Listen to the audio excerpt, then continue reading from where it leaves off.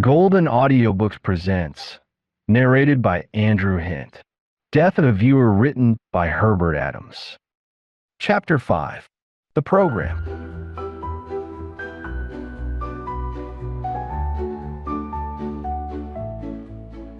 It is very good of my father and Lady Bethesda to have given us this opportunity of getting together to settle some of our problems. I think we can agree on that, if on nothing else. Ewan smiled, and there was again a ripple of approval.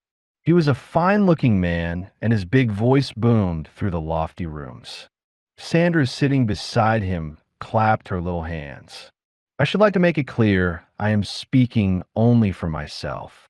Some of you are aware to some extent of what I have in mind, but I do not want anyone to be victimized because they have listened to me. I hope, however, before we have finished, I shall persuade some, if not all of you, that what I say is right. I will be as brief as I can, though. There is a lot of ground to cover. The first point is this. Are we a Labor Party or a Socialist Party? Sometimes one name is used, sometimes the other, but the two are very different. I say we should declare boldly and clearly that we are a socialist party and should build our program accordingly. Here, rumbled round the room. I can find a simple illustration of what I mean. Our late leader, whom we all greatly respected, retired, was awarded an hereditary earldom with a pension, I believe, of $2,000 a year. That was all right in a Labor Party, but all wrong in a socialist one. There was less applause at this. I will return to that later. My next point is that the worker must rule, but the worker must work. Socialism is not a plan by which the drones eat all the honey. There are drones in every section of society, from the capitalists who put money but no effort into work, to the shirkers who seek to do as little as possible and to get more than they should for it. We must fight them all. We must stop these little strikes that do no good to anyone except the foreigner who is waiting eagerly to collar our markets. Doubt showed in some faces. The unions won't stand for that, Bill Ruddle cried with some emphasis. He was a burly man and had an aggressive way of speaking. Don't misunderstand me, Ewan went on. I am not against the unions. I want to see them more powerful, but we must not let little sections cause stoppages over trifles. A union must seek the good of all. I am strongly in favor of equality of opportunity, but there must also be equality of responsibility. What do you mean by that? Someone asked. I will soon tell you. I favor more unions and smaller unions so that they may be closer to the workers. There should, of course, be the regional councils, but I would like to see a grand council, and only that grand council should be able to call a strike. Think what that would mean. The local union that has a grievance reports it to the regional council. If they cannot settle it, it passes to the grand council. If the grand council consider it right, they call on the employers or the commissioners or whoever is concerned to do what they demand. If this is not done, they call a strike not of one trade, but of every trade. It is a standstill for the whole country. Nothing and nobody could resist it. He paused, and there was some commotion. One or two seemed to support the idea. Some called it impossible. A steam hammer to crack a monkey nut, someone remarked. The Grand Council would not call a strike over trifles, Ewan said. How long would this Grand Council take to act? Asked Gibbons, a stout little man from an East London constituency. My men won't wait. They want action. It would end strikes, declared Edmonds, a friend of Ewan's. The council would fix a wage structure taking due account of the cost of living and of foreign competition. Everyone would be better off in the long run. Sounds like Russia to me, muttered Ted Boyne. Aye, said Ruddle. Who would be on this Grand Council, and who would be the Stalin or Khrushchev at the head of it? Ewan waved a hand. It would be quite unlike Russia. The Soviet has practically abolished trade unions. We should be all for them. We should have freedom of speech, a free press, and free elections. Russia has none of these things. They may be on the way, but the way is long and slow. Our Grand Council would be elected by the workers, not appointed by anyone. What about the chief? Ruddle asked. Of course, there must be a chairman or chief. He would be no Stalin. Stalin has been debunked by his own people, but the dictator system remains. Our chairman would be no dictator, but a man of cool judgment, respected by all. I have in mind one who could admirably fill the post and give us a good start. His work for the toiling masses is well known, and his sense of justice and fair play are recognized everywhere. If he has some means, he would be able to help us in the early days before we were established.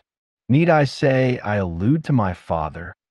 There were murmurs of approval, hesitant and polite rather than enthusiastic. Roger saw Lady Bethesda frowning angrily at her stepson, but that was unnecessary. Her husband held up his hand to check the applause. Not me, Ewan, he said. You will want a younger man.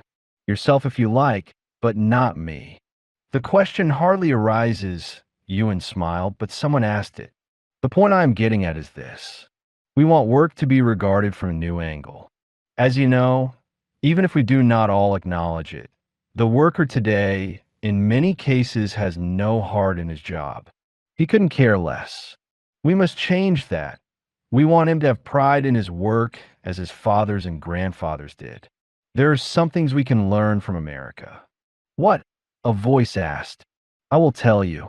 The miners there have their own pension fund, and it does not cost them a penny. In 1 year, they paid out $127 million in pensions, medical care, and other benefits, and they have a reserve of more than that. How is it got? Nearly $0.50 is a first charge on every ton of coal mined. The unions, therefore, have a direct interest in increasing production. They are proud of it. It is in part due to more mechanization, but the welfare fund takes care of those who lose their jobs. We want something like that. Are there no strikes in America? Gibbons asked. Of course there are, but not a lot of silly petty ones. Their welfare leaves them free to negotiate wage claims. No strikes means slavery, Gibbons declared. Ewan disregarded him. In a socialist state, as I see it, the individual works not only for himself and not for the boss, but for all his fellows and for his country. As Edmund said, it means greater benefit for everyone. Co-partnership, Mr. Dudell suggested. Yes and no, Ewan replied. Co-partnership is definitely anti-labor. Some concerns make bigger profits than others. Therefore, the workers in one concern, perhaps because it has a lower capital, would receive in wages and profits much more than others doing precisely the same job in another and similar concern. Nothing would be more certain to produce discontent. Certainly no one would want to share losses. As I see it, the Grand Council would fix the wage, a higher figure I hope than at present. But they would also fix a ceiling for dividends. All earnings above the profit necessary to pay that dividend would be pooled for the national benefit, for the good of all. In every public company, one or more of the directors would be elected by the workers so that their interests were safeguarded. This received more applause than before, though there were some dubious shakes of the head, and Lady Bethesda looked definitely displeased. How that pool would be allocated is not for me to say. I am no specialist in these matters. If the ceiling for dividends were fixed at, let us say, 10%, the pool, taking everything above that figure, would soon run into many millions. Countless commercial concerns pay from 15 to 20%, and quite a number up to 80 or 100%. That excess could be used to reduce taxation, or still better, as I hope to show, to pay off our national debt. We cannot forever continue to pay interest on the thousands of millions we spend on the wars. Some may object that this would be a form of capital levy and would fall on one section of the community only. Also, that the large dividends do not represent the return to the shareholder, some of whom paid £3 or £4 for a 5 shilling share. I recognize the difficulty, but it is not a capital levy. The shareholders retain their capital, and after a time, when our economic position has reestablished itself, the old dividends, in whole or in part, might be resumed. This brings me to what I will call our 5 years plan. Of course, we have read and we accept the official pronouncements of our party. One journalist described them as a thorough analysis of the obvious interlaced with a lot of long, hairy theory. We want actions, not words. He paused and was rewarded with some mild here's. Not all people are shareholders of public companies, are shareholders of public companies to all wealthy persons as well as to workers and the unions. During the 5 years, all estates of over £10,000 should be valued for death duties, and one half the death duty should be paid during that term and credit given for it when death occurs. But death makes one think of the statute of Mortmain. Are you familiar with that? Tell us, Gibbons said, perhaps a little scornfully. The first statute of Mortmain was in the reign of Henry III. It was to deal with lands held by a corporation or dead hand, so that the crown or others might be deprived of the incidents of seigneury.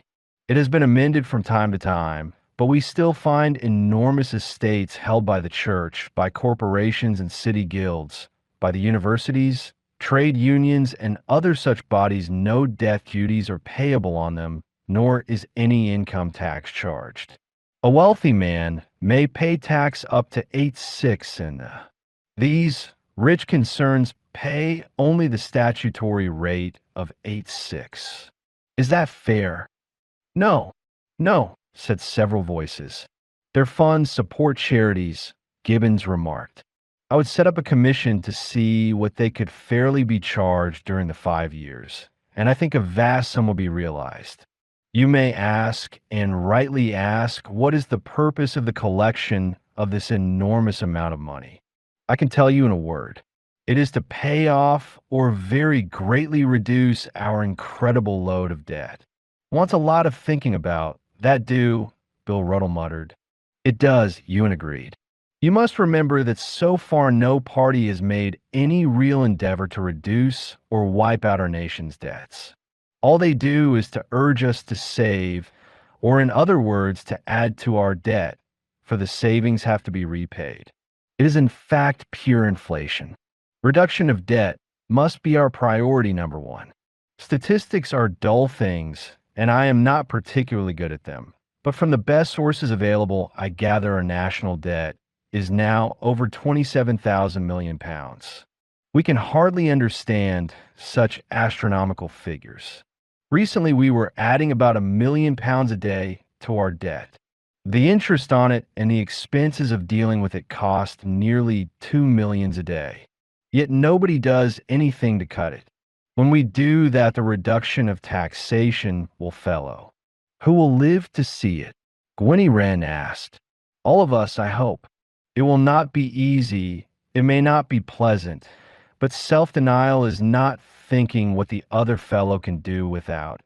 It is willingness to bear our share. £27,000 million. Can you realize it? If you could pay off £5 a second in every hour of the 24 day and night, it would take 170 years to meet it. Do I understand our workers must wait 170 years for their benefit? Gibbons asked. Some of them, at any rate the older ones, might get impatient. Ewan was irritated at the laughter that followed. The benefits would start the moment we got the power to enforce them, he said. My illustration was only to show to the meanest intelligence, including Fred Gibbons's, the magnitude of the task. The dividend limit would reduce the cost of living enormously and at once. The prices of most things would topple as the incentive of gain disappeared. That would benefit everyone. Then what happens to your pool? Ruddle queried. You cannot have it both ways. Oh, yes, you can. The companies would want to maintain their output and would realize the benefits debt reduction would bring. Let me remind you that when the Tories proposed the issue of premium bonds, some of the bishops and many of our own people opposed them. They swallowed the camel of football pools by which millions lose money every week and strain at the gnat of these bonds by which no one loses anything. What they did not see was that all such bonds add to our debt and make real recovery more difficult. The crazy thing is that if you draw 1,000 or one of the other prizes, the government still owes your original pound. In theory, a man might draw 1,000 a month for the rest of his life and still be entitled to have his pound back. Debt reduction is our first duty. Then the British pound will return to something like its old value.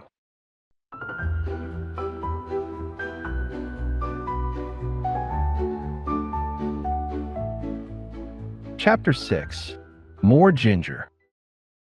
Roger had been listening to all that was said and had watched the faces of the hearers. 2 or 3 seemed willing to back Ewan in all he proposed. A few were definitely hostile. More appeared to foresee trouble with the unions and would not commit themselves to that. The women, for the most part, were bored. They had enjoyed a good dinner and would have liked to take off their shoes and go to sleep. Such was not the case with Gwenny Wren. She was watching Ewan closely and had made some angry comments. Had they quarreled? Did she know she was to be ejected from the house she had shared with him? Sandra gave every appearance of being interested in all Ewan said. She generally murmured here, here, when others did. Ossie, her husband, made no such pretense. Half the time his eyes were closed. Coffee had been served and cigars and cigarettes handed round. Some of the men preferred their pipes. Gwen took a cigar, but she soon allowed it to go out. Lord Bethesda was attentive, but gave no indication of his feelings. There was no doubt of his wife's disapproval. Enjoying it, Roger asked softly of his neighbor. Not much, Rhoda replied. I have heard most of it before. I doubt if they will ever agree. So much for our main object, Ewan was saying. We won't be free of debt as soon as we can, and our appalling taxation will disappear. Some may think, with such vast realizations of property, we shall all be sellers and value will vanish. How wrong they are. The money will not go up in smoke as it does in war. It will be paid to the bondholders who will have to reinvest it. So there will be as many buyers as sellers. We shall be cutting out deadwood. I foresee such a boom in business as we have seldom, if ever, known before. There was some applause, though Dayton murmured, I wonder, and Ruddle muttered, Dreamland. Anyway, let us leave that and return to something I mentioned before. All hereditary titles must be abolished. I was talking recently to one of our peers, and he told me his title dated back to the conquest.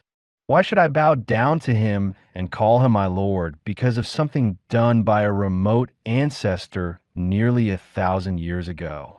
In every reign since then, men have been created dukes, earls, viscounts, and barons because they did good work for the nation or assisted in the amours of the king. I say they must all go. The older the title, the further off the good works that occasioned it, and the greater the reason for discontinuing it.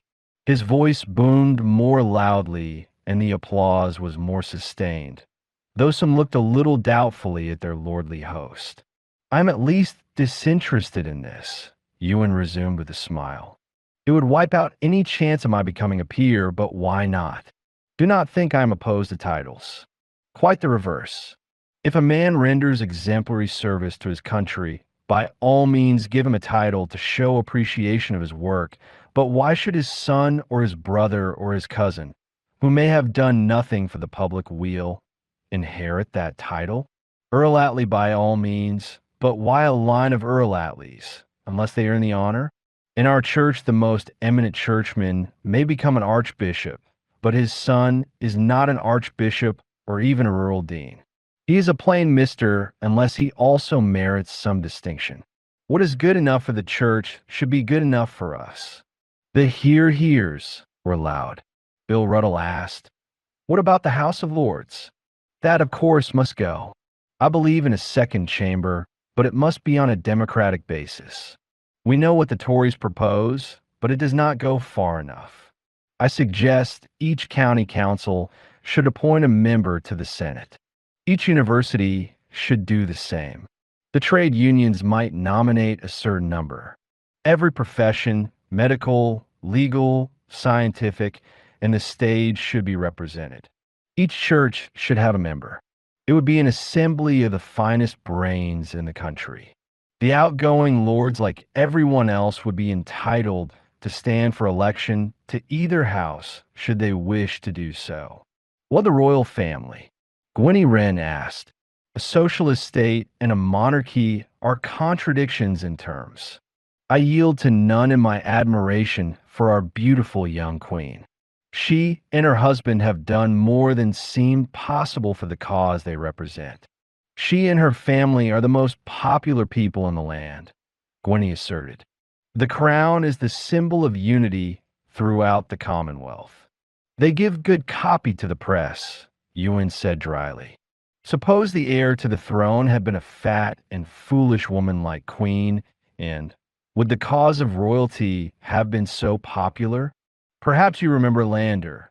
George I was always Reckonvile, but viler George II, and what mortal ever heard any good of George III? When from earth the fourth descended, God be praised. The George ended." The writer of these lines was, of course, wrong. The next king was tolerantly known as Silly Billy. Queen Victoria did much to restore the prestige of the royal house, and we can agree that George V and George VI played their parts well. But as to the crown being a symbol of unity, what of Ireland and India and so on? What are the countries all over the world that are clamoring for independence? Canada, Australia, and New Zealand acknowledge the Queen, but they are independent nevertheless. They would still be our kith and kin when royalty ceased. I say monarchy must go. I pity the party that went to the country with such a cry, Gwenny declared. "If we are socialists, we must nail our colors to the mast," Ewan retorted. "Mind you, I did not say the Queen should be deposed. I only object to the hereditary principle. Elizabeth II might be our greatest monarch, but she would be the last." At this, several people started talking at once. There were exchanges across the table in which some of the women joined. The Queen meant a good deal to them, and so did her young children. They also got on to the subject of Princess Margaret. After a time, Lord Bethesda rapped on the table for silence. "Have you anything else to say, Ewan?" he asked. "I might talk all night," his son replied with a smile. "Much might be said about Zeta, but you would probably not understand what I was saying, and neither should I myself." "Hear, hear," and some laughter followed. It is hoped that in 20 years Zeta will transform the world. That and the conquest of space are problems for the scientists. They should not be party matters. If possible, they should be under international control, provided always that Britain, the pioneer, be not squeezed out by bigger and wealthier states. Our first step should be to strengthen our finances in the way I have suggested. Then we shall be able worthily to play our part, and the bogey fear of war may disappear. This was applauded. He continued, "There is the immediate foreign policy. Has our party a foreign policy? What are the United Nations?" Dudell inquired. "Which are the United Nations?" Ewan retorted. "If they formed an impartial tribunal, their influence would be enormous. But they do not. Was Russia deterred by their opinions when it let loose its tanks in Budapest? The so-called organization is split into 3 or 4 groups, which bargain with each other to get their own ends, irrespective of the merits of the case. In the Suez affair, our party was arm in arm with Russia. There must be something wrong when that can happen. But we are not concerned with that tonight. My program will amend some of our marriage laws. I would certainly disestablish the church And disendow it, someone asked. Not entirely. I would appoint a commission to examine its endowments. Those made specifically to the Church of England would remain its property. Those made to the Church of Rome prior to the Reformation would be forfeited. The nonconformist churches have to pay their own ministers. Why should not the Church of England? When we are rid of our terrible millstone of debt, or have greatly reduced it, together with the £2 million a day it costs to administer, our opportunities for good will be almost incalculable. Better schools, more pay for teachers, increased wages for all the services, including the police, improved prisons, and better conditions for the prison staffs, but I have said enough. As my father pointed out, we have all tomorrow to think things over.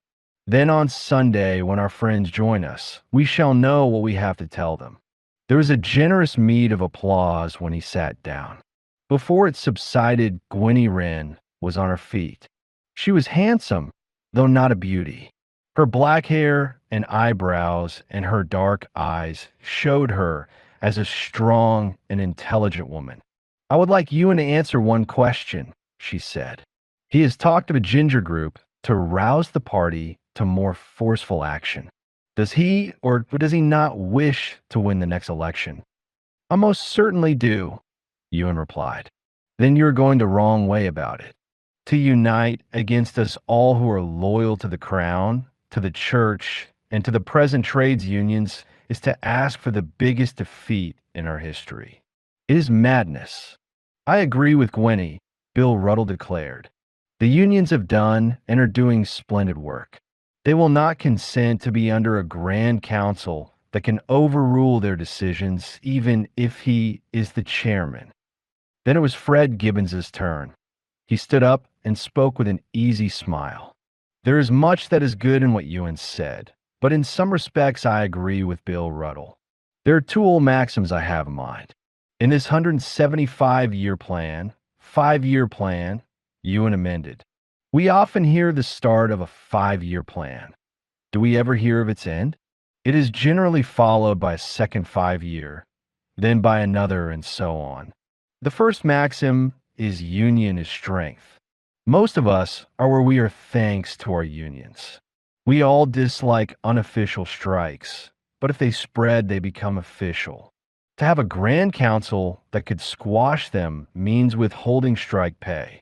Would not that cause anger and split the entire socialist movement? Sure it would, said Ruddle. My second maxim, and I almost hesitate to mention it seeing the princely hospitality we are enjoying, is don't bite off more than you can chew. I have never been more tempted to disregard it. He pointed to the still-laden table. There was a general laugh in which Lord Bethesda joined, and the hard line of his lady's mouth relaxed into something of a smile. But I agree with Gwenny Wren. If you unite too many people against you, you accomplish nothing. You must proceed step by step. To try to take a flight of stairs in one leap means a crash with perhaps a bloody head and broke limbs. Without discussing Ewan's proposals in detail, I think he wants to do too much too quickly. We all respect your lordship's judgment and experience. Will you not tell us what you think about it? All eyes turned to their host. He did not rise, but shook his head. Some of my son's views impress me, he said, especially his ideal of a land without debt. But at this stage, I express no opinion. It is for you younger men to get together and hammer out your program. Then I might comment on it if asked to do so. At this, Joe Edmonds, Ewan's friend, spoke. We must think of it as a whole, he said. Of course there are details to discuss, but by and large it would make a new and better England. Then Tom Dayton got up. He was the wild-looking man with long hair and an untidy beard who had been called Jeremiah. I could go a long way with Ewan, he said, but in his program he omits the most important point of all moral uplift. Our country is plunging headlong to ruin. Many of our popular papers are devoted mainly to sex and to the display of pictures of women as nearly nude as they dare. Modesty is a thing of the past, and juvenile delinquency increases. There's talk of easier divorce, and it was even suggested that a bill should be brought in to legalize the very sin for which Sodom and Gomorrah were destroyed. Gambling is one of our greatest national industries. A few men are making huge fortunes out of the follies of the rest. The government shares the plunder. We spend far too much on drink and tobacco. I want to see sterner measures taken to stop these things. If this is not done, our doom is certain. Who will have the courage to stop the rot? There was silence when he sat down. Then 2 or 3 others spoke, addressing themselves rather to what he had said than to Ewan's proposals. Some of them seemed frightened at what might seem an attack on the unions and prefer to talk of other things. You will never stop gambling, Ted Boyne declared. Why should you? To try to win a big prize is the hope that keeps many people going. Nationalize the pools if you like, but don't rob the average man of his dream of wealth and independence. Is that socialism? Someone asked. We appreciate Dayton's ideals, Gibbons said, but the taxes on tobacco and alcohol bring in about $1,000 million a year, to which the teetotal non-smoker contributes nothing. Can he suggest substitutes by which the moralist may pay a fair share? Others followed on somewhat similar lines. Then Lord Bethesda asked Major Benyon if he had anything to say. As a holder of Her Majesty's commission, Rogers said, I dissent entirely from your son's remarks as to the monarchy. I'm a Queen's man and always will be, together I think with all her loyal subjects. As to the other matters, I am no politician. Some of Ewan's proposals were possibly good. Others seemed contradictory. He believes in the House of Commons and would have an upper chamber comprising the best brains in the country. But he also wants an omnipotent Grand Council of the trade unions. The country would therefore have 2, if not 3 governments. That would not work for long. It might mean civil war. Then he talks of levying death duties while we are still alive. Does he appreciate the loss in annual income that would cause? You cannot cut a cow in half and expect the same flow of milk as before. For the rest, while we have a royal family that is tireless in good works and is an example to us all, I agree with Miss Wren that the nation will not willingly lose them. Roger had more applause than most of the speakers. Then Ewan sprang up, obviously disappointed at the reception of his proposals. I'm sorry, so many of you are not socialists at all. I am, and I hope when we meet our friends on Sunday, they will realize the need of an active socialist program. I would sooner work and wait for several elections than abandon my faith. I still hope when you think it over, you will see that courage, not cowardice, should be our watchword.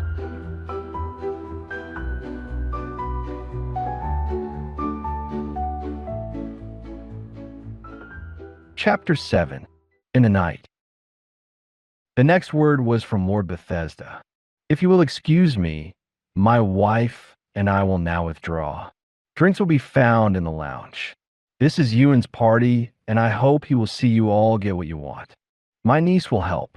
I do not know if you will be able to agree on your agenda, but I trust you will all enjoy your stay here. I have to obey doctor's orders, so I wish you good night. He went to Lady Bethesda and gave her his arm. Everyone stood up as they moved to the door. J.J. is very much my lord, isn't he? Gibbons remarked when the couple had gone. J.J. stood for Jimmy Jones, and in the past Bethesda was often so known. Too wily to commit himself, Ruddles said, shrugging his broad shoulders. If that were so, he was not the only one to doubt the wisdom of their proceedings. Ewan, however, acted on his father's suggestion. He led the way to the lounge where many varieties of drinks were waiting, from tea and coffee to whiskey and old brandy. There were also tasty snacks of many kinds which were attacked as voraciously as if the company had not seen food for 48 hours. They broke into little groups, and tongues wagged more freely. Ewan plied them with drinks, And the more they drank, the more they agreed there was a lot in what he had said. They hoped the party would support him. Each vowed he would if the others did. Roger Binion had a word here and there with different people and then met the acting host. Have you spoken yet with your father as to a new home? He asked. No chance, Ewan said. You know, I'm beginning to be damn sorry I brought you here. That is unfortunate. Why? I never thought you would speak against me. Talk of milking half a cow. Things like that stick. I agreed with what you said as to the worker doing his best for the country, Roger replied. You should not invite people unless you know their opinions.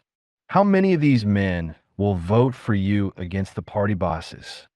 Quite a number, I hope. Ruddle is not a keen supporter, is he?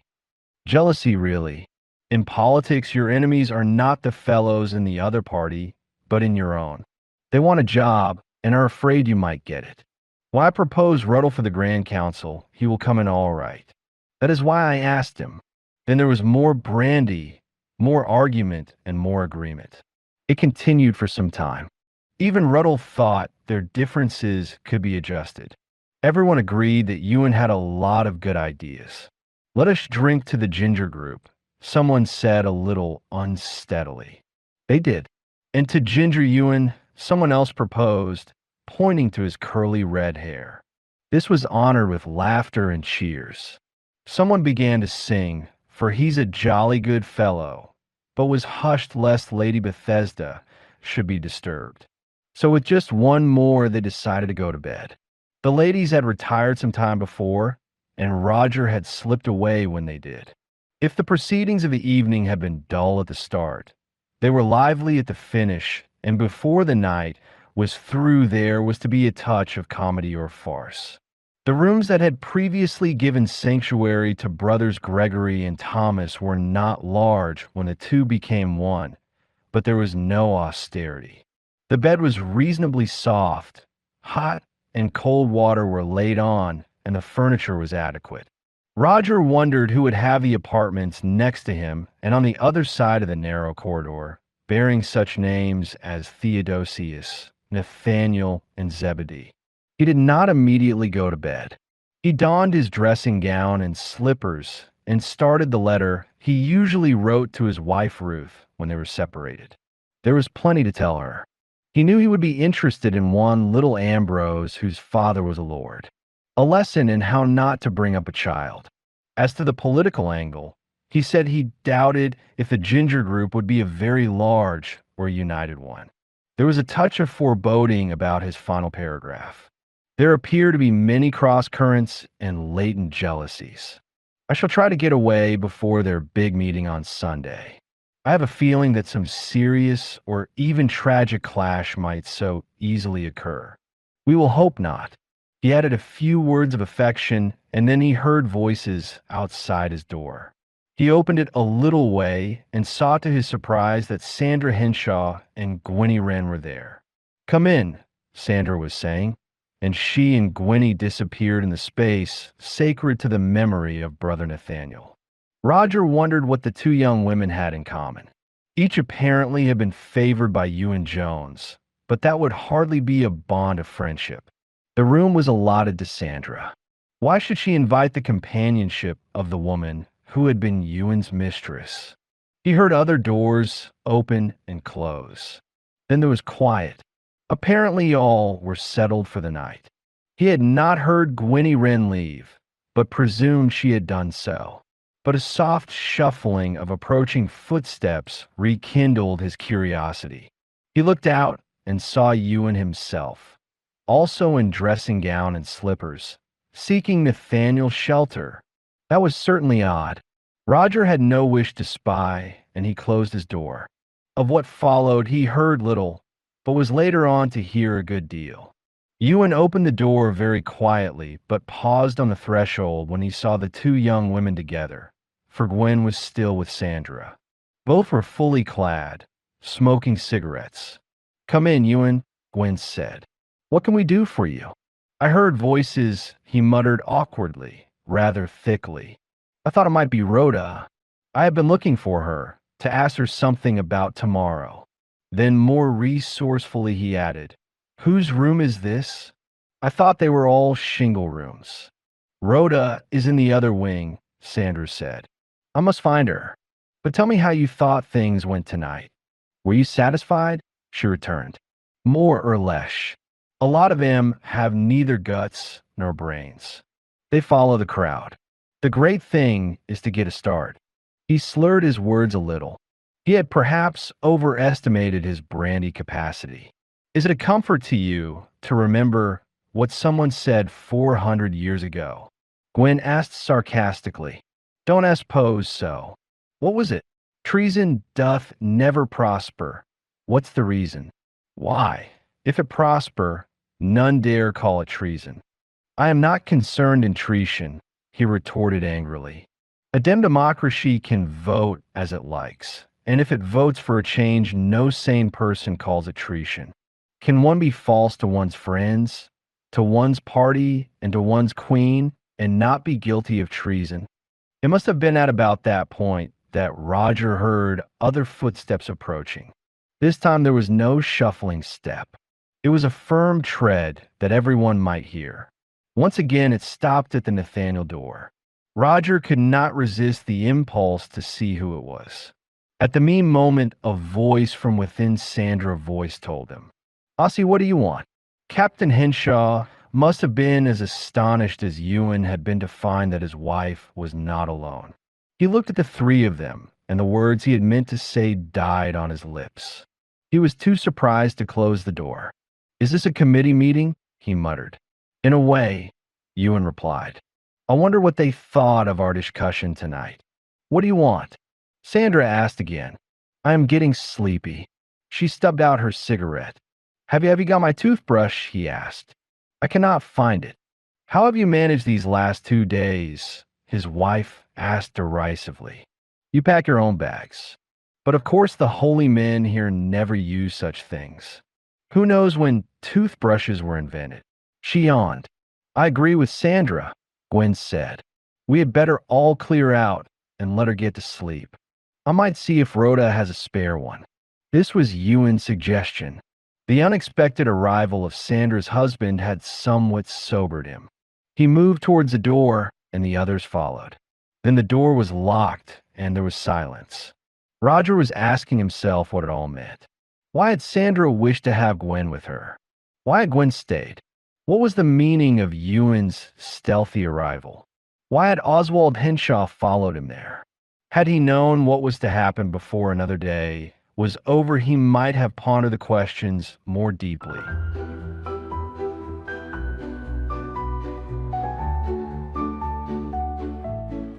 Chapter 8. Morning and Afternoon. Many a poet has remarked that cool reflection comes with the morning. How far this applied to those who had finally applauded Ewan Jones overnight might be hard to say. When Roger went down to breakfast, only 3 others were with him. Ewan and Rhoda as representing the host and hostess, and Jeremiah Dayton. The others were having the meal in their bedrooms. It was rumored that the ladies did justice to the good things brought them. The men were mostly content with coffee and aspirin. Jeremiah, being both an early bedder and a teetotaler, was his usual cheery self, if cheery be the right word. "Were you able to provide Captain Henshaw with a spare toothbrush?" Roger asked Rhoda. "Did he want one?" she replied. "He decided he could manage," Ewan said. He spoke rather shortly, wondering perhaps what Roger knew of the matter. It was the only reference to the odd happenings in the Nathaniel room. "I do not want to suggest another world war in our time is inevitable," Jeremiah remarked. "But is it not an extraordinary thing that the end of the world as depicted in the Bible, fire from heaven, fugitives seeking refuge in caves, and mountains crashing on them, is just what we imagine atomic warfare would be?"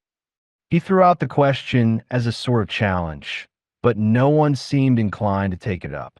He persevered. According to prophecy, the Armageddon that will start the final catastrophe is to be fought somewhere near the Garden of Eden where our history began, the Mesopotamia region, more or less where our oil comes from. Is it fanciful to suppose that a fight for oil will start the conflict? He looked hopefully at the others, but no one was in the mood for such discussions. They ate in silence until Rhoda asked Roger what he would like to do that morning. I want to see Dan floss. Roger said, shall I find him in his cottage? If not, his wife will tell you where he is, she replied. Actually, Dan was rolling the lawn when Roger found him. A bent figure of man, he could not push the roller by hand. He had a sort of harness round his body and with slow steps was dragging it behind him. It was a pathetic sight, as in his younger days he had been very active and muscular. No doubt he wanted to show he was still of use, but to roll that vast lawn in such a way was beyond human possibility. I am Major Benyon. I believe you have applied for one of my father's cottages in London, Roger remarked after watching him for some moments. Aye, that be so, was the answer in broad country accent. A cousin of mine has one, and I know some of the folks there. A little bit house and a patch o' garden. I've always wanted that. He paused in his work and wiped his forehead. He was not a typical faithful old retainer. His voice was rough, and his manner had a note of independence, blended perhaps with anger. He had worked hard all his life and felt it was unfair his poor gnarled hands should have let him down. The faithful retainer implies old and honored employers. There may have been something lacking in that respect. Lord Bethesda wants your cottage for the new gardener? Leastwise, her ladyship does. You know Mr. Ewan has one of our cottages? Aye, was the laconic reply. What do you feel about that? It don't seem fair. I don't say as I've any rights to it, but I've more rights nor he if what my cousin says be true. How long have you worked here? 40 year. Long afore them come. I had 2-3 lads under me then. Mostly I laid out the gardens as they is now. Her ladyship thinks one man with a motor mower and such like could keep it going. I can't manage motors. He held up his misshaped hands and added, me knees ain't much better. What help do you get now? 2 men from the village occasionally. That must leave you a lot to do. Aye. Her ladyship reckons I must give up. What has your cousin to say about it? Roger asked. No use o' my repeating what he said. If Sir Nicholas meant the places for the likes o' Mr. Ewan, it bain't no business of ourn. I suppose me and the missis'll get lodgin' somewhere. Ladyship talks of an ejectment order. Roger was inclined to like the old fellow. He was not obsequious, and his was the sort of case his father would like to help. I came down, he said, to see if I could persuade Mr. Ewan to go. If he does, you shall have the first offer of the place. That be mighty kind of sir. 'Twas what I lose op-ed for, something like that. I promise me and my missus will keep it in good order, and the bit of garden we could manage fine. All right, Roger smiled. My father may have to talk of ejectment orders too. He was carrying his rod, and he strolled to the river to see if it looked hopeful for a cast. It was a bright morning and gave promise of a very hot day. Not an angler's ideal by any means. As he went along, he saw Ambrose with a young woman, presumably his nursery governess. The little boy was clad, as many other little boys were about that time, in the outfit of a redskin.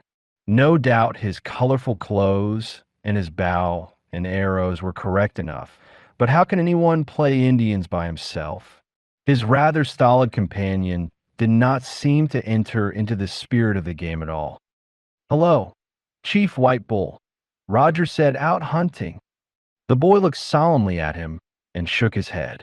You should, you know. Can you use the bow and arrows? Her ladyship does not like him to kill things, the girl answered for him. Not much risk of that, Roger said. Could you hit that tree? Ambrose fitted an arrow to the bow. He made the shot and actually hit the tree. The arrow fell to the ground. Let me try, Roger said. His arrow, with more bend to the bow, penetrated the bark and stayed there. Now you have another go. He took the boy's hands and repeated the shot. The arrow struck close to the first. Little Ambrose was clearly delighted. Again, he said. They did it again, and there were the three well-feathered arrows close together. I do not think her ladyship would like that, the girl said. Do you play with him sometimes? Roger asked. I take him for his walks. But what is the use of dressing him up like this if he doesn't get any fun out of it? I do as her ladyship wishes, was the prim reply. We must go in now. Roger gathered the arrows. It was not for him to interfere, and she was obviously rather afraid of what had been done. Has he no playmates? He asked. His little cousin comes sometimes. That is good. Farewell, brave chief. We must have a real game some day. Ambrose nodded and turned obediently towards the house. Roger strolled on past the hut to the stream. He tried a few casts, but with no luck. He was thinking what a queer place he had come to. Some of Ewan's revolutionary ideas had surprised and shocked him. He recognized that many people who called themselves socialists did not realize the logical consequences of their theories. But he could not conceive that the party as a whole would adopt his proposals. Lord Bethesda was no longer the roaring lion of the past. He was a sick man, and it was doubtful if he would endorse his son's policy. It was certain Lady Bethesda would not, and there was much to which orthodox trade unionists might well object. Then he pondered over the curious gathering of the night before in Sandra's room. What lay behind that? Did Sandra expect Ewan to visit her? If so, why had she pressed Gwennyren to stay? What was the meaning of the arrival of Ossie Henshaw? Was he suspicious? That Sandra and Ewan were more than a little interested in one another was fairly obvious. She had lost her bet about the women's vote. Ewan had suggested payment in a special currency. Judging from her self-conscious expression, that currency might be kisses. Or was it something more serious? It was all rather baffling, and he did not like to be baffled. Possibly Rhoda Rees might throw some light on things. She was intelligent as well as charming. And there was his own little plot to be remembered, the ejectment of Ewan after a word with his father. He was to get light on some of the matters before the day was through, though not from Rhoda. When he went in for lunch, he learned that many of the party had spent much of the morning exploring the neighborhood. Lord Bethesda had chartered 2 motor coaches and invited those of his guests who cared to do so to visit some of the beauty spots of the neighborhood. Nearly all of them had gone. This not only put an edge on their appetites, but gave them fresh topics for conversation. There was a good spread of cold vines, and for the most part, they helped themselves. Lady Bethesda did not appear. She was lunching in the nursery. It was curious that no one seemed anxious to talk politics. If anyone started such themes, there was generally a response, "Let us see what they say tomorrow." The men had lost their headaches, but many of them were not quite clear as to what they had committed themselves the night before. If, as we are told, wine is a mocker, what may not old brandy be? I met our young friend this morning, Roger remarked to Rhoda. I was surprised at his warlike attire. Who's responsible for that? It is rather a sad story, she replied. Before Bridget came, that is about 3 months ago, he was in charge of a very nice girl, Mafanwy Lloyd, also Welsh. How clever of you, she smiled. We do rather favor the Welsh. Mafanwy was teaching him to read, and he was getting on quite well. But she also smuggled into the house some of those lurid illustrated papers about cowboys and Indians to read to him. He loved them. She always looked through them first to make sure they were not too bloodthirsty. She persuaded Aunt Connie to let him have that outfit. He looked sweet in it.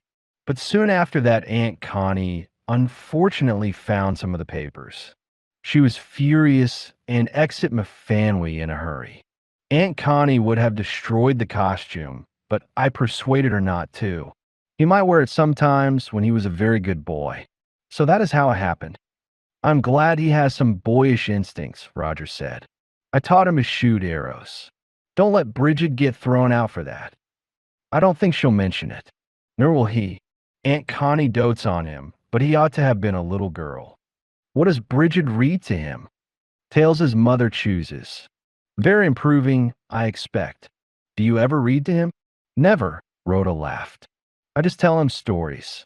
That you make up? No. There are some juicy bits in the Bible, you know. David and Goliath and Daniel in the lion's den. Ewan was again sitting beside Sandra, but although attentive to her wants, he seemed less buoyant than usual. It had become very hot, and when someone suggested it would be pleasant to have a swim in the river later in the afternoon, quite a number welcomed the idea. We will have tea on the lawn, Ewan said. I will have the seats put out. That also met general approval. Some of the non-swimmers may have mentally decided to go as far as those seats and no further. When the meal was over, Roger got a chance of a word with his host and decided to broach the real object of his visit. They were in a shady corner of a veranda and lit cigars, though Roger would have preferred his trusty briar. Were you aware of the nature of your son's proposals? He asked as an opening. I was not, was Bethesda's short reply. If I may ask it, do you support them? It was some moments before there was a reply. Then, all political movements need ginger at times, but dynamite is dangerous. Roger made no comment, and after a further pause, the old man went on. I may have said some foolish things when I was young, but if you go too fast and too far, you may find you are not leading a party, you are leaving it. For progress, the engine must pull the coaches, not rush on without them. But you're not interested in politics? I'm not an extremist in any direction, Roger said. I like to understand things. But it was not politics that brought me here. What was it? Roger explained as briefly as he could his father's idea in creating his folly, and the feeling that Ewan was not the sort of tenant for whom the cottages were intended. We had an application from your gardener, Dan Floss, for one of them. He has a cousin there. He seemed a suitable person, but there was nothing vacant.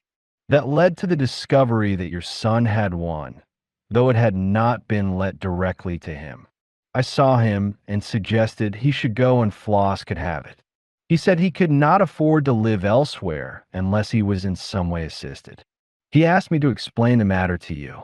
I do so with reluctance, as it touches on things that are no concern whatever of mine. But that is how it stands. Lord Bethesda looked very uncomfortable while Roger was speaking. Of course, I knew his address, he said, but I had no idea he was living in any way on the charity of your father or anyone else. He must go. As to his needing assistance, when I first went to the house, there was no salary for the members. We had to manage as best we could with help from our local associations or a trade union. We got nothing like the salary he receives. I was married and had him to provide for. He lives alone, employing, I believe, a housekeeper. He should manage easily, unless he has expensive tastes. It has upset me very much. I will see him about it. Thank you, Roger said. He did not know if Gwenny Wren was an expensive taste, but it was not for him to mention her. I did have a few words with Floss. May I tell him there's a prospect of his getting what he wants? Leave it till I have seen Ewan, the father replied. There was a pause. Then, abruptly changing the subject, he said, I believe I have heard of you, Major Benyon. Did you not have something to do with those murders at a golf club? Sir Cowdray Hood told me so. I tried to help, and before that there was what they called the Judas Kiss. That is so. Are you still working with Scotland Yard? Oh no, Roger laughed. Things just happen that way. You impressed Sir Cowdray very much. Nice of him to say so, Roger replied. A little later he got his rod and made his way again to the river bank. He had spotted a wily old trout in the morning, but had been unable to tempt it. As he crossed the lawn, he saw several of the company in their shaded seats, already happily, if not beautifully, asleep. Open mouths are seldom becoming. A few had been in the water, but most of them appeared content to bathe in the warm sunshine. They were suitably unclothed for the purpose. Both Sandra and Gwen had reduced their garments to a minimum. Very alluring, but he crept quietly by lest he should disturb anyone. The spot he was seeking was a little downstream in the shade of a dangling willow. He soon got busy. He had a fly he called Devil's Charm, gaudy and fairly large. He did not expect it to be successful, but he thought it might attract attention if the fish were still there. But although he made 3 casts, there was nothing doing. He changed it for baby's breath, a dainty and fluffy thing which he laid carefully just where the contemptuous old trout lurked. He withdrew it almost as quickly. After another cast or two, he changed it for the angel's kiss. This he drew more slowly, and his victim became alert. It seemed to be thinking it foolish to miss so much good food. Perhaps its appetite grew keener. Another tempting cast, a rush and a good bite. The old trout sped away, and the fight was on. It was only a matter of time. Roger had plenty of patience and knew his job.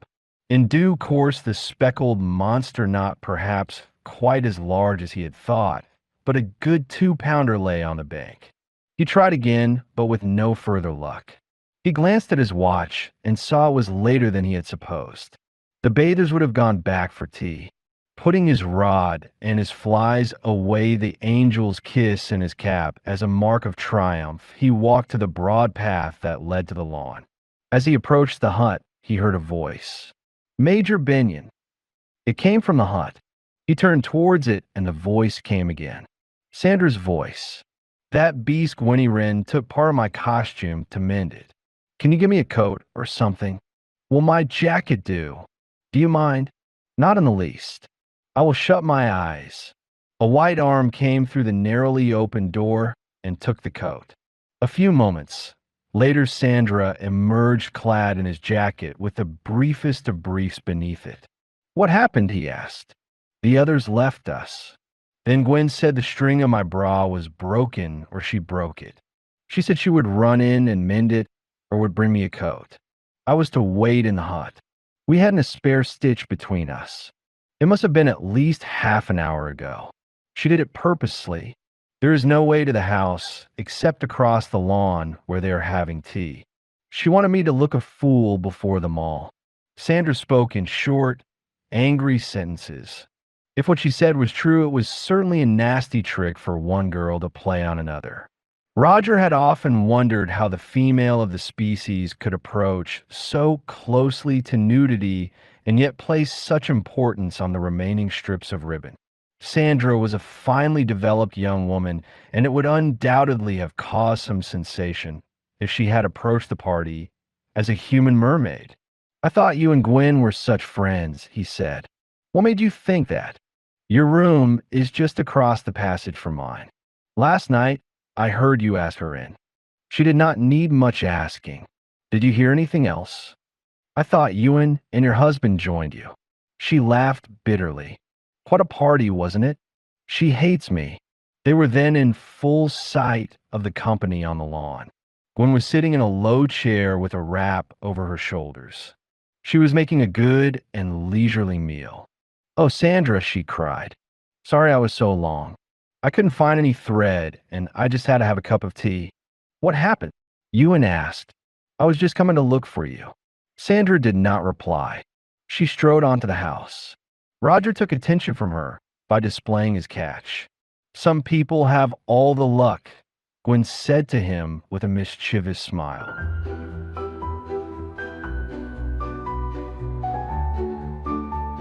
Chapter 9. Tragic Night. Dinner that evening was a more sociable affair than it had been the night before. For one thing, the guests, particularly the womenfolk, had become better acquainted, and so were more chatty. For another, there were no speeches.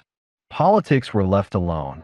A further reason, may have been that Lady Bethesda told them there was a play on television that her husband wished to see and which he thought might interest them. It lasted about an hour, and they could resume their discussions afterwards if they desired to do so. It started at 8.15, so the meal was a little shorter than previously. They mostly occupied the same seats as before. Sandra was again next to Ewan, and as Gwynnie Wren was on the same side of the table, they could not exchange the hostile glances they might have done had they been vis. Roger was pleased to find himself still beside Rhoda. She was looking very pretty, and said in answer to his question that she had not seen her Jeremy that day. A martyr to duty, he smiled. No worse than having a class of children to look after, she said. Meaning us? You were in charge of the tea? More or less. Did our Gwenny make a good meal? I think so. Did you miss her? Her green eyes sparkled at him. I did not, but someone did. In a low tone, he told of his rescue of the forlorn Sandra. Did Gwenny go to the house for a needle and thread? Not as far as I know. Had she asked me, or one of the maids, she could have had them at once. So I imagined, what would you have done in Sandra's place? It couldn't happen to me. If I sunbathe, I do not walk about quite so airily, and I always have a wrap. But it was a mean trick, especially with all these fat old men about. That is begging the question. Had you been Sandra, what would you have done? Probably have waited for help as she did. Or I might have fashioned an apron of leaves like Eve. A good idea, if adequate, he smiled. Has one been here often? 2 or 3 times with Ewan for weekends. I rather thought he to marry her. He is a man of errant tastes. He is impetuous, Rhoda said. I am fond of him, but he may get into trouble if he is not careful. With the Henshaws? What about them? They have been here before. I like Sandra, but I hope Ewan won't be silly about her. Enough of them, Roger said. Tell me more about Jeremy. Is he impetuous? Not in the same way. He is very determined. They chatted on, and with that, and some attention to the lady on his other side, the time passed. It was on the whole a quiet meal. The host and hostess had little to say, while the male guests were mostly men of one-track minds. Some of them no doubt had amusing stories to tell in a smoking room, but that did not seem the occasion for them. Their women could generally discuss the royal family at considerable length and the prices of fish and vegetables, but such themes also appeared out of place. The food and wines again were good. They received due attention. Are you seeing the television? Roger asked Rhoda. I don't know. It is a story founded on the Battle of Britain. A lot of shooting and that sort of thing. We have had it before. I do not really care for it, though Uncle does. Not in my line either, Roger said. I have my share of the real thing. I think I will give it a miss. Most of the others, however, decided to see it and went with their host and hostess to the room specially fitted for its reception. Roger went to the billiards room where Captain Henshaw promptly challenged him to a game of snooker. Old Jerome Dayton followed them as an onlooker, but he found a comfortable chair and was soon asleep. It was a very warm night. There seemed thunder in the air. What will you play for? Ossie asked. A tenner. I'm not a robber, Roger laughed, and I don't want to be robbed. A quid if you like. 20 shillings? I thought you would say 20 pounds. I play for the fun of the game. A pound is my limit. Reluctantly, Ossie agreed. He was expert with the cue, and the balls ran his way. He won fairly easily. I was lucky, he said. What star do you want to play for a tenner? No start, Roger replied. Level terms again for another quid. He did not mean to be lured as his trout had been that afternoon, but he was by no means a poor player, and that time things went kindly. He had 2 good breaks and a fine run at the end, winning by a narrow margin. Major Benyon, if you have finished, there is something I want to ask you. This was from Jeremiah, who had woken from his little nap. Certainly, Roger said. You do not want to play any more? Inshaw, No, I think I'll get a little fresh air. Very hot in here. He walked out. Why waste time playing for doubtful shillings? Roger took a seat opposite the old man and lit his pipe. You're not a TV fan? He asked. Certainly I am not. Our only hope for sanity is to avoid it. That and the radio pour out a turgid stream of so called instruction and amusement all day and far into the night. Religion followed by jazz, science and low comedy, dancing and sport, politics and buffoonery. They pump poison into us. There is no time for reading or for thought. What sort of people shall we become? We still have a right to switch off, Roger said. One of the few privileges left us. What was it you wished to ask me? What we were talking about last night is an indictable offense for members of parliament to discuss deposing the monarch to whom they have sworn fealty. Perhaps it ought to be, Roger said, but we pride ourselves on freedom of speech. Some people have always had Republican ideas. Should they enter Parliament and take that oath without abandoning them? You would not. Certainly not, Roger smiled. But I have no parliamentary ambitions. Britain has been at its greatest under its queens, Elizabeth and Victoria. Things are not too bright at the moment, but, as Ewan said, Elizabeth II may be the greatest of them all. I would like to think so. Jeremiah nodded, rubbing a hand through his whiskers. I did not hear it all very clearly. I was thinking more of the end of things. Is that a hand? The signs all point that way. Can you believe that man will know how to destroy the world without someone wanting to try? Yes, if the man would thereby destroy himself. But if a Hitler, making a bid for world power, knew he had failed, would he not destroy himself and humanity if he had the means of doing so, rather than give in? Possibly, Roger said, not wishing to prolong the discussion. But talking of queens, I have sometimes wondered if we should do better if the royal descent was in the female line. There have been many notable queens in history. Catherine the Great of Russia, Maria Theresa, Cleopatra, Bacchis the Queen of Sheba, Boadicea, Theodora. Who was Theodora? I haven't heard of her. Some woman in her day, Roger said. Early 6th century, I believe. A slave, a circus performer, a courtesan, and finally an empress. She married Justinian, and they ruled the Roman Empire on a 50-50 basis. She was the better man of the two. When there was a rebellion, the emperor would have run away, but she told him the best shroud was the imperial purple. They won through.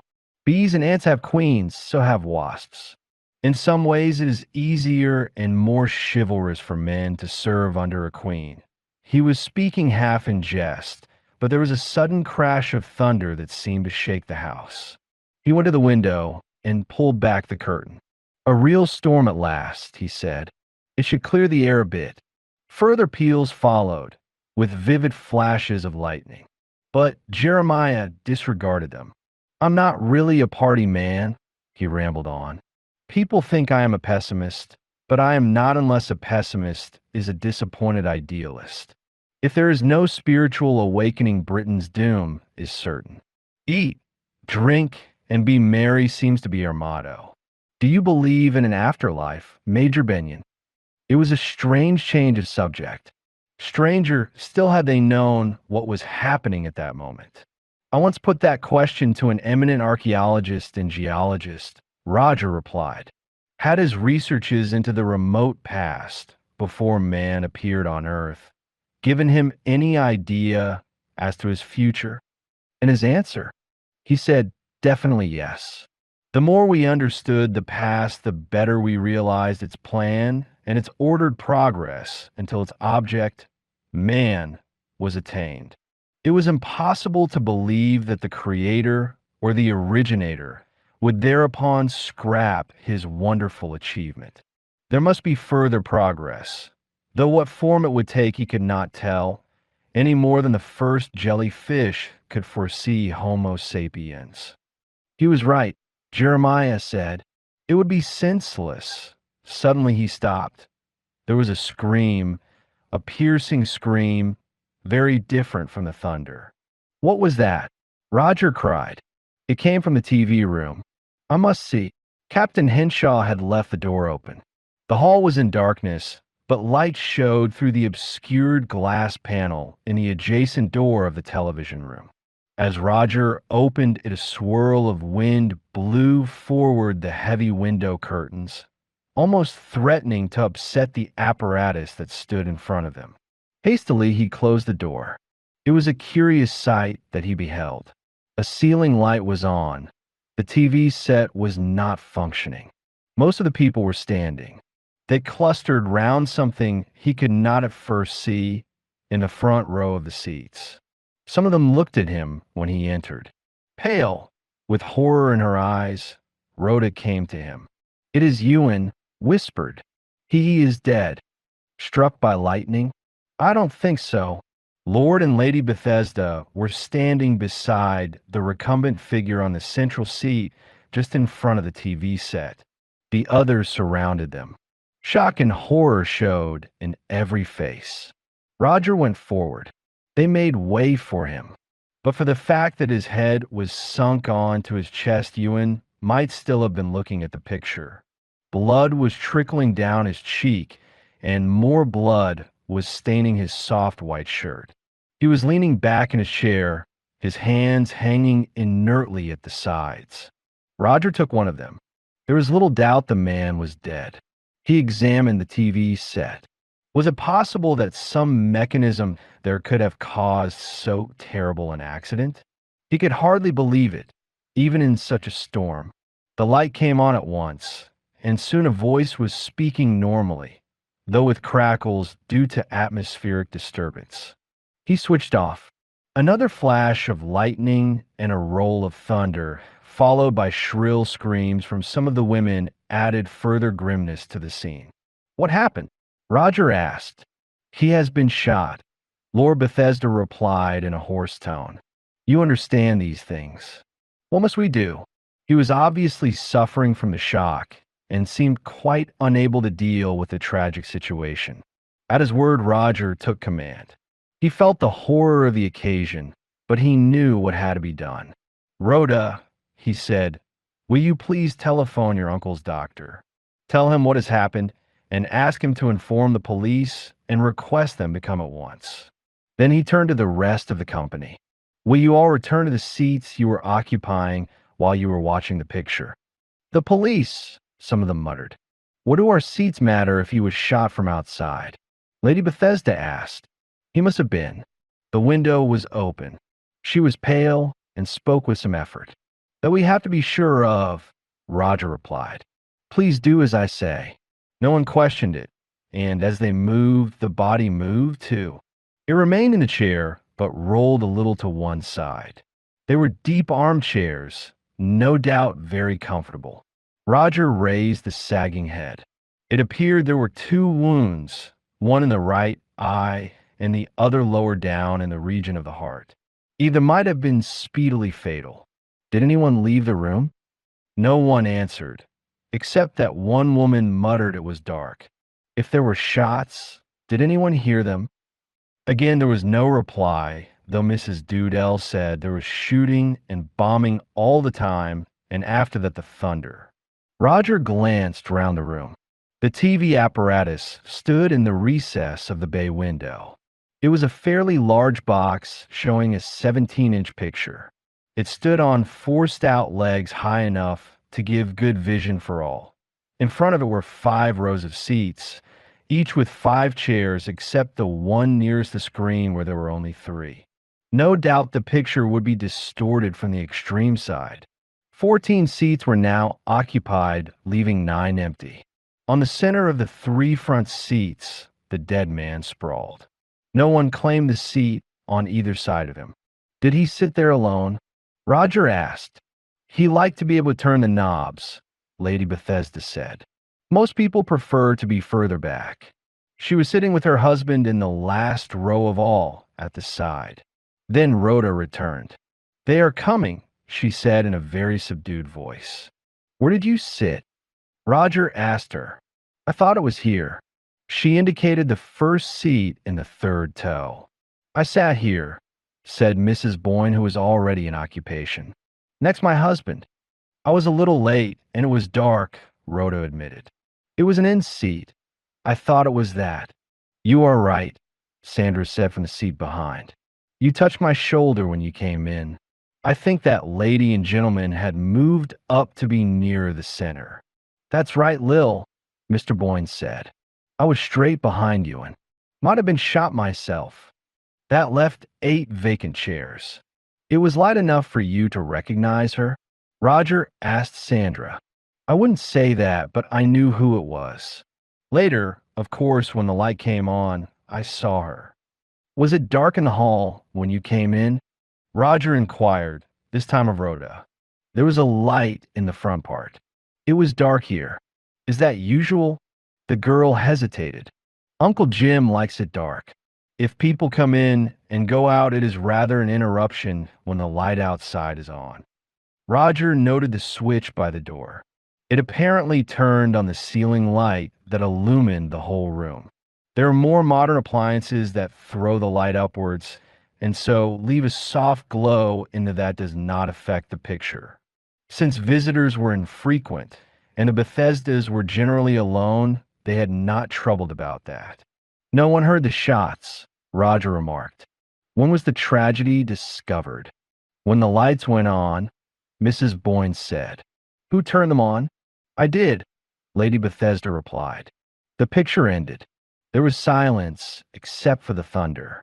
Then something started we didn't want to see, so I switched on the light and called to you in a turn-off. Then someone screamed. I think it was Mrs. Dudell or Miss Wren. It wasn't me, Gwen said. I couldn't help it, Mrs. Dudell muttered. He hadn't moved, so I bent forward to speak to him. It was horrible.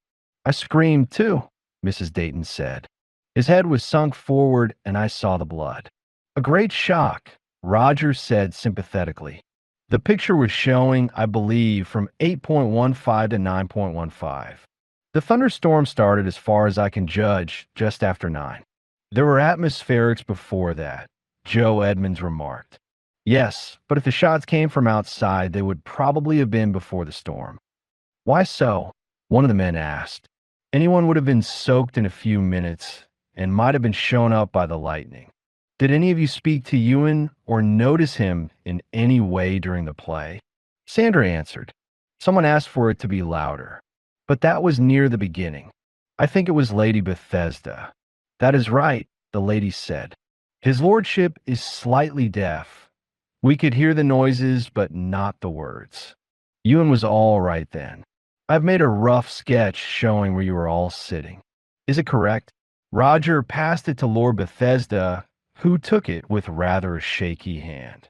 I think so, except, naturally we do not know where everyone sat, Rhoda remarked. A few moved like Mr. and Mrs. Boyne, and 1 or 2 came in later. How late? When the play had started or later than that? Soon after it started. Can any of you recall anyone else who was here for any part of the time and is not here now? There was no reply. They mostly shook their heads, and no one left. Again, there was no answer, except that Lady Bethesda said they could hardly do that without obstructing our view. Then the door opened. Dr. Strange and the police had arrived.